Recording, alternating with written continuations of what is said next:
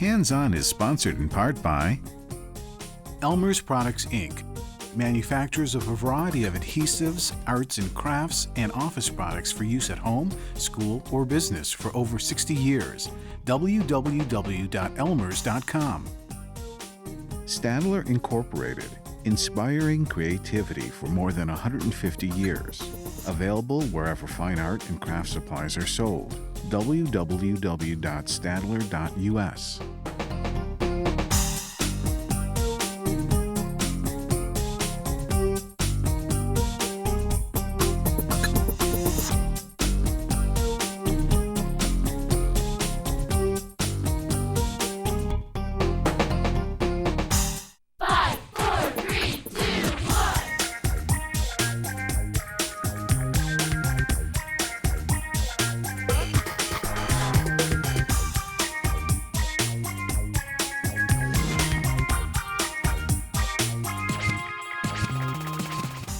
This season of Hands-On is all about living things.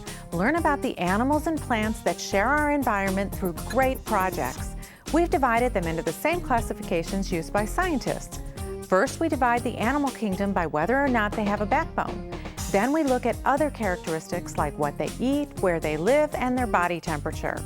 The groups will study are amphibians, birds, fish, mammals, and reptiles. For invertebrates, we'll divide them into insects, arachnids, and crustaceans and mollusks. For plants, we'll talk about the way we see and use plants in everyday life. Every project has 5 steps and 5 main ingredients. Plus, you'll want to keep basic supplies like scissors, markers, toothpicks, and rulers on hand. Remember, be creative, and let's learn about living things. Amphibians are our next category of animals with a backbone. They hatch from jelly-covered eggs and start out their lives underwater, breathing with gills. The babies look very different from adult amphibians. One example is tadpoles and adult frogs. They usually live on or near water, and adults can breathe through lungs or gills. They are cold-blooded, which means their body temperature depends on the temperature of their environment. They have smooth skin and no scales.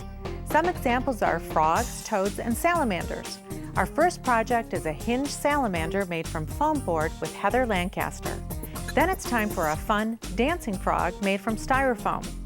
Then it's another type of salamander from clay, and this one is perched on your pencil. Last up, it's a crazy quilt card featuring your favorite amphibian. So let's take a look at our first amphibian project. Our first amphibian project is a hinged salamander, and for this project, you'll need some colored cardstock, some brads. I've got a marker with a cutting tool already inside of it, 3-dimensional paints, and then basic supplies, we'll need a hole punch or a piercing tool, some tacky glue, and a circle punch. So to get started, you'll have to check out our website, and on it you will find the pattern for the salamander. It's a 2-page pattern, and you can print it right onto your paper. And so I'm going to go ahead and take the first page of our pattern, and you'll see that all of the body parts, it's kind of like a puzzle when you're putting this together, and they're all numbered for you. So it's important to keep them in order as you're cutting things out. So I'm going to go ahead and I'm going to take my marker with the cutting tool in it, and I'm going to start by cutting out the tail. Now, if you don't have one of these markers, you could use scissors and then outline all of your pieces with a black marker. I'm just going to go ahead and turn my paper. And you can see how nice and simple that is to cut out. Set this aside. And then we'll just pop each piece out. Disconnect that little piece that I didn't cut. And then you can see that I've cut all the pieces out here, and I'm being very careful to put them in order. And on these ones, I even went ahead and I wrote the numbers on the back so that if I get mixed up, I can just flip them over and see exactly which piece I'm working on. So now in the pattern, you'll find that there's a spine piece, and this back piece is going to sit behind the salamander, and we're going to attach each of the pieces to it. So I'm going to bring it over here, and I'll use my hole punch. I've already punched all of the holes on the spine, and then I can punch the holes in each piece. Once the hole is punched, you go ahead and you insert a brad, just get it in there, and open up the wings on the back. And so we just repeat that step for each of the pieces. And what this does is it gives you a really fun salamander that you can kind of position in different ways. It looks like, you make him look like he's crawling. He'd be fun to hang on a wall, maybe attached to a binder or something fun. So you can see that this is going to line up and all of your holes are just going to line up and the finished product can just wiggle back and forth like this. Okay, after you've got all of the little bradlets in there, the next step is to decorate your salamander. I'm going to bring them back over here. I've gone ahead and I've got some plastic eyes. So I'm going to put those on first. And as you're doing your research, you can kind of check and see exactly where these eyes would be placed, because I think maybe they go a little bit more to the side of the salamander's head than right in the center like I've done. The other thing you'll want to check is the number of toes on the front and back legs of the salamander so that you have an accurate representation. And of course, a salamander's skin is all smooth, and you can also show different patterns on the salamander. So I'm going to add those with my dimensional paints, but if you wanted to, you could print your pattern onto a pattern paper and then it would already be designed for you. So I'm going to actually, before I go ahead with my dimensional paints, I'm going to add the little toes to each of the feet. And to make these toes, I've just taken my scrap paper and I use the circle punch. And it's really easy if you put it upside down. Insert your scraps and just punch out each of the little toes. And the toes get glued on. So let's set that aside. So you can put a little dot of glue on each of the feet and attach a toe. Just like that. And I like the way the salamander's toes look because they kind of have that stickiness to them. And so to replicate the stickiness, the 3D paints look really nice. So I'm going to go ahead now and put a dot of 3D paint on each of the toes. And it's a little bit easier if you let your glue dry completely before you put the dimensional paints on, and that way it's not lifting away from you as you do it. So dot on each of those.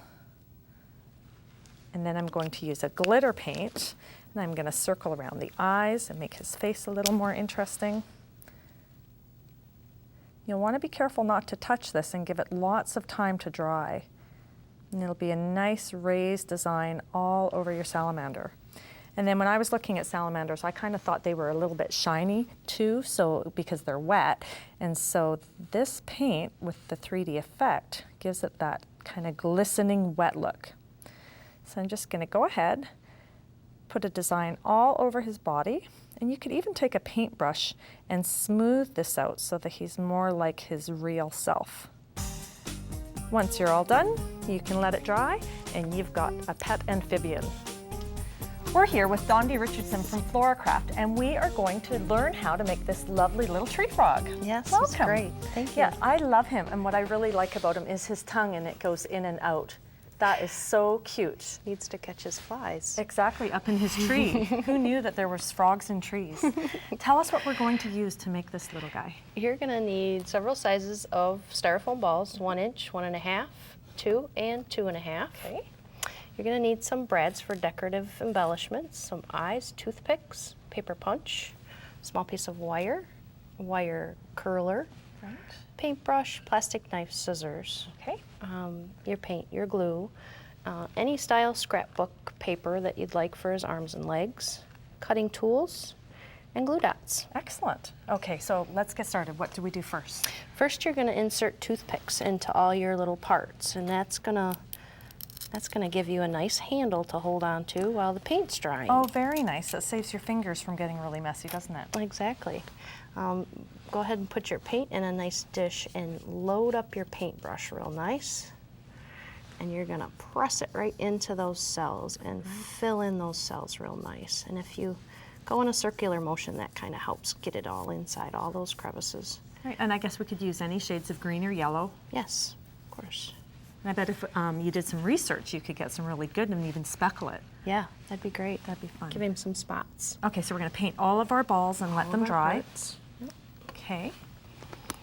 Now we're going to start assembling. Okay. And I see you've already got some balls here for us too. But first we're going to do the legs. Yeah, and you're just going to take and cut about 1 inch strips out of your scrapbook paper. Okay. About 10 inches long. And I've already got some cut here. So 4 strips, 1 for each leg. Yep, and you just want your legs to match your arms. Okay. And I've already started, and what you want to do is you want to accordion fold. Oh, okay. All the parts. And that's easy. And that's just back and forth. Right. About And a it- half an inch wide for each little fold? Yep, that's fine, and you can make it irregular. It kind of makes him a little more jazzy. Right. Crazy frog. All right. Okay, so That's all those that are all done. I takes. see you've got pieces, right? Now you'll take your 2 arms, lay them end to end. Yes. Take your paper punch and just punch a hole right in the center. Okay. Take your body, Okay. lay your arms right on top of your body, Right. and your 2-inch head. Oh, and we've you're got gonna the toothpick in it. Yep, you'll leave your toothpick right in there and pop that right Oh, on. perfect. That is so simple. Now that's his little Very cute. arms. Okay. And so next, we've accordion folded his legs as well. Yep. So do we attach those next? Yes, and we're gonna do the same thing. Okay. Here we We're are. going to hole punch those then in the center. Yep. Actually, it'd be really fun to do all different legs and arms too. Then you'd have a really interesting looking really, frog, wouldn't you? Yep, really You wild. could get really fun with him. And you'll lay those right on the bottom of his body Right? and use one of your paper brads. Ah. And if you add a little glue, because that's smooth, if you add a little glue to the tip of that, it'll hold in there a little nicer for Right. you. Especially if you're playing with him a lot. Right, right. And you just poke that in. Yep. Okay. All right, now for his feet, you're gonna take your plastic knife. Right. You're just gonna make a small slit in the top of the ball and wiggle that knife. It makes a nice little groove. Okay. And take your glue. Want me to hold this Glue. piece? Sure. This is great. You could probably make all different kinds of animals using the same techniques. Exactly. Yep, just change his face out a little bit and Right. just add that glue right across that groove, and the glue does dry clear, so you'll just add And that on. then I see that you have the little brads also poked into his feet. So we Yes. just poke those in? Yep, it's just So I'm straight gonna in. Put it right down there. Little dab of glue will help them hold in a little nicer. Right. So they just poke in as well. You might even want to let the leg dry or the foot dry before you put these in so that you're not messing with anything. Exactly. Very nice. So we would do all 4 of his feet. Yep. And then we just have his eyes and face left to do. Oh, and I see his belly has the brads stuck in there too. Can I go ahead? Yeah, I want adds to a put little some in. cute decorative touch to Very him. sweet. A flower tree frog. Okay, so let's see how we do his eyes. And his eyes, you're just gonna cut the toothpicks in about half. Okay. And you're just gonna insert them in right next to each other. Right. Right on top of his head. A monkey would be very cute with this. Yeah, it would. You could give him a long little tail. Now these are your little glue dots, and you're just gonna add a glue dot to the back of your eye. Great, and that holds the eye in Yeah, place. and also when you put it on, if you push it into the top of the head a little bit, that kind of helps hold it Okay. in place. And so I see we just have his tongue left, and that's simple. We just curl the end of the tongue, and that inserts through the styrofoam. Yep, if you bring it right from the back of the head and just poke it straight through the head, Okay. right out the front. And I guess you'd need a fairly stiff piece of wire so that it pokes through easily, right? Right. Right, so let's go over to our finished project, and I can see that you just curled up that piece of wire and a little curl on the back as well, and our tree frog's all done. Thank you so much for showing us how to do that. It's okay, thank you. This little salamander will be with you whenever you write because he's actually a pen. Here's what we'll need to make him. First, we're going to start out with some oven-baked clay. We've used a brown for the pen or the branch, and then we've used 2 shades of blue, but you could choose whatever color you'd like because salamanders are very colorful. We have our clay tools. We have a pen where we're going to pull the center out, and you'll need adult supervision to do that, and you'll have to be careful that not all pens can go in the oven. The other thing we have are toothpicks, a little card, scissors, and a pencil, and if you have one, a pasta machine, or if not, just your rolling pin. So let's get started. The first thing we want to do is pull our pen out, and you can use a plier to pull this out, and then this is a plastic casing. This one will be safe for the oven. The next thing I want to do is condition my clay. I have protected my work surface, and I'm using a pasta machine today. Now remember, this pasta machine is only for clay. It is not for food use. I'm going to take about 4 stripes off of a block of clay, and then I'm going to condition those in my hand. And to condition them, that means I'm going to warm them until they become nice and soft and pliable. Then to get that real fine or thin layer, I'm going to run it through the pasta machine. And you do that as many times as you need. As you can see, I've kind of worked on mine a little bit ahead of time. I want it about 1/4 of an inch thick. Then I've cut a little piece of cardstock, about 4 inches. I've measured the pen and the circumference around it. I'm going to lay that down as my pattern, take a toothpick, and run right along the edge here. And that'll give me my shape. Then I can take a cutting tool or a plastic knife or even a pair of scissors if you have one that are particularly that you use only for clay. And this is going to be my shape for around my pen. So I'm going to take my pen, I'm going to lay that inside, and I'm going to roll that up until the sides match. Clay is really nice and soft and pliable, and it's going to be a permanent clay baked right around there. I'll trim off any excess off the edge, and then kind of bring that one end where the pen is not going into, which is that top, and I'll bring that around the top and trim this edge off just a tiny bit. When I've got that perfect, then I'm going to take another little piece of the brown clay. You can see I've used a little bit darker brown clay here too. You can choose whatever color you'd like. I'm going to make a little log. I'm going to attach that onto the branch as a branch, blend that in, and then I can go back with my pencil while this is still wet and put the grain of the tree in. Now I'm going to set that aside. The next thing I want to do is to create my salamander. I've taken 2 strips of each of the colors. I'm conditioned them into balls, and then I've taken these 2 balls and worked them together until I get this marble effect. And the more you work together, the more the colors will blend, and I don't want them blended too much. I'm going to divide that up into about a 1-inch ball, maybe 1.5 inches, and then 4 smaller 1/2-inch balls. I have this nice grid underneath so I can see sides, and I've pinched off just a little piece of the blue and held that for 2 tinier balls. Now I'm going to create the body first by rolling that in between my hands. Remember, the heat of your hands is what's going to help spread that around. I'm going to make it fatter at one end, and then I'm going to take that end and curl it up into the tail. So what I'm doing is creating the body shape. Now when you're at home, you're going to take some time to make that really perfect and make it really look like your salamander. Then I'm going to create the head by creating a triangle shape, pressing that down, smoothing it with my hands, and I'm bringing it up. I'll flatten that down so you get that kind of almost like a crown effect there. There's the head. I'll work that in. The next thing I want to do is create his legs. And you can see here I've created a little bit of a reference card with my pieces. Now, every salamander looks different, so don't worry if yours doesn't look exactly like mine. We're going to create his legs. Now that one is a little bit longer than I want. I'm going to squish that back up. Then you can do some research and figure out exactly what your salamander, how many toes he has, and indent that in with your toothpick. We'll create 4 legs. Then I'm going to go back with these little circles, place these on the top. Let's cut that one down just a little bit in size. He looks a little bit big. That's going to be his eyes.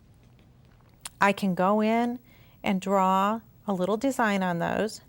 Then when I'm all done, I'm going to perch him on top of my pen, wrap his legs around, and then I'm going to bake it in the oven by putting it on a clay tile, following the manufacturer's instructions, which are on the back of the packaging. It's at 230 degrees. This is going to take about 45 minutes to an hour. Now, if you look at my finished salamander, you can see I've added some texture. Now, if I added that texture on a real salamander, it would make him a reptile rather than an amphibian. And this is the salamander, who has smooth skin. But if you wanted to add texture, this has been done by using the pen tip to create little dots. And that's our salamander pen. Our last amphibian is this crazy quilt salamander.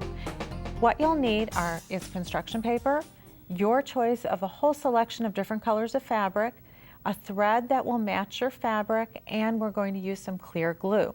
Okay, the first thing that you want to do to get started is to choose your fabric.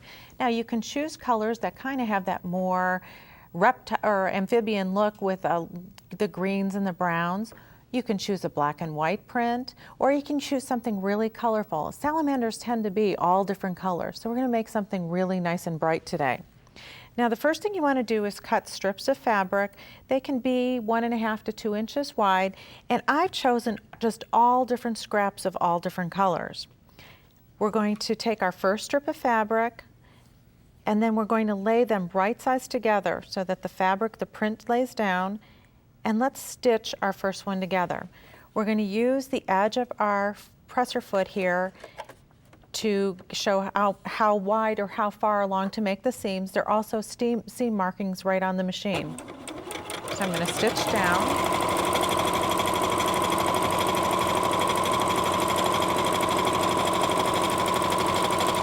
All the way to the bottom. Let's lift our foot up.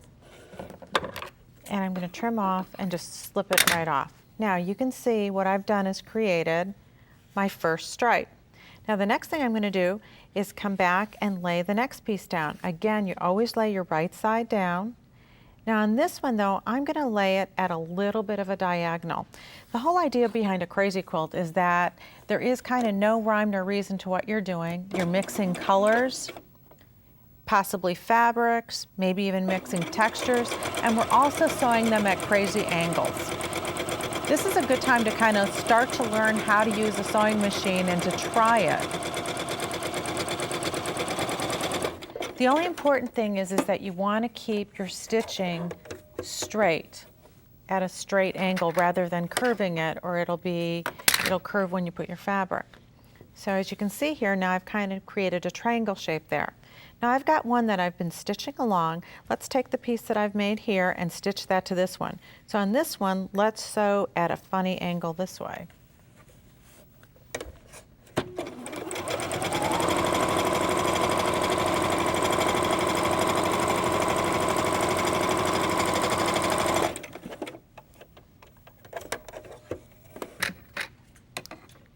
So now I've created a whole fabric all the way across, and they're all different angles. Now we would take this and we would press that and make it nice and flat.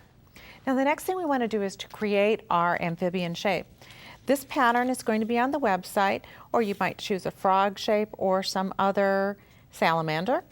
I'm going to trim this out, then I'll take this and put it on my black piece of paper, and I'm going to put it on an angle and trace it with a yellow pencil so that I can see through. You can see here, you can see that. I've got one that's all traced out here, and then I'm going to cut this out. Little tip for on the cutting. You can poke through the back and then trim around, but what I found is that it's easier just to make one cut from the side, and we're going to trim this entire shape out. When we're all done, we can use a bit of glue or a piece of tape from the back so that we can cover that line. And I've got one here that's all cut out, and you can see I trimmed there as well. Now I'm going to turn that over so that you can't see any of my pencil lines. And we'll discard that, or you might use that for another project.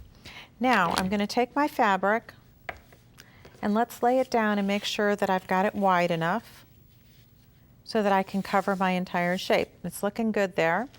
So let's bend that down. Now I'm going to put glue on the back here. And I want to do it right along the edge. And I'm using a clear glue, which even if it seeps out will not show.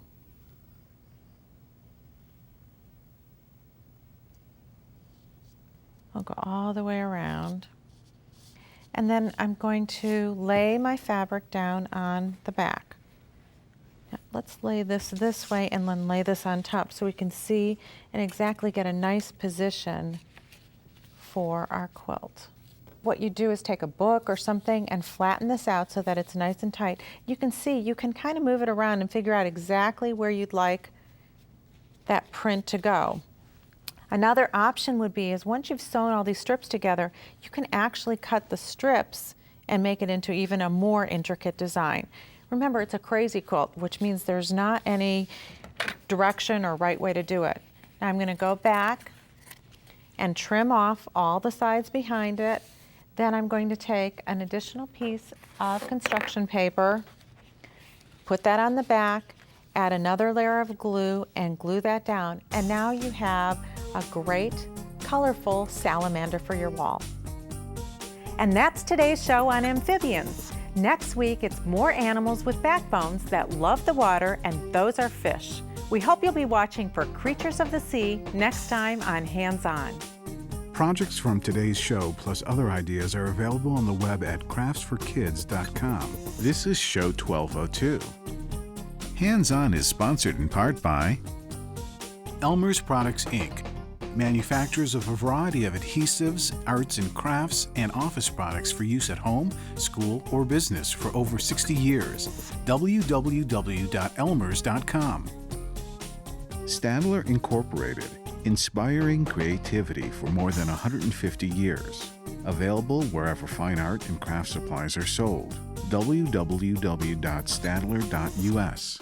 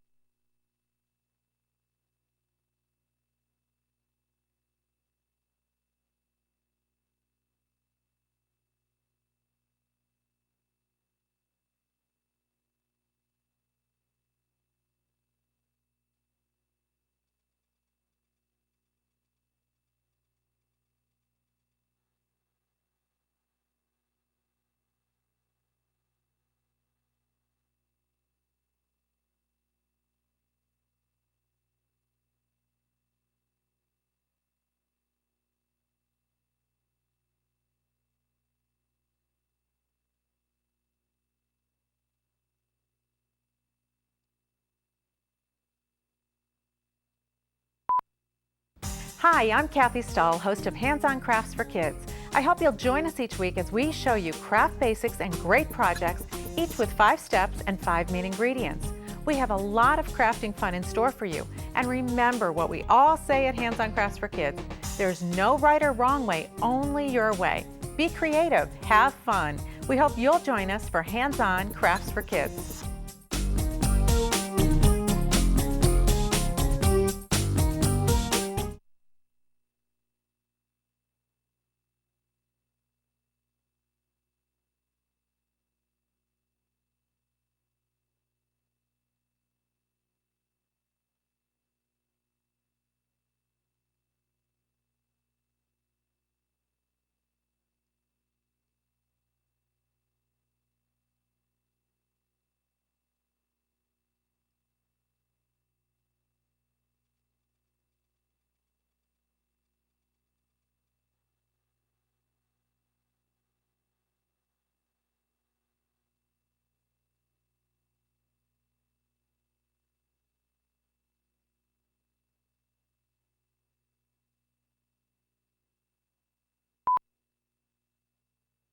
Lions and tigers and bears, oh my!